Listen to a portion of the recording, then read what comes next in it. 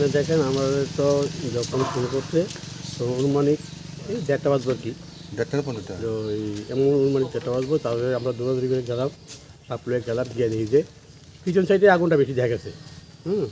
মনে হয় যে পিছন সাইডে ঘোরান বলাতে ওই ঘোরান থেকে মোটামুটি আগুনটা বেশি দেখা গেছে। তখন তো আমি তো সঙ্গে সঙ্গে ফায়ার সার্ভিস শুরু করছি। হ্যাঁ, আর গিরিতে দাঁড়াইছি। হ্যাঁ, আমরা বাবুল স্যার বলছি, বাবুল স্যারও আমি বলছি ফায়ার সার্ভিস কিলারটা আগে আইছে, কিলা আইছে। হ্যাঁ, তারপরে দূরটা একটু পরে আইছে। এটা নিয়ে মানুষ একটু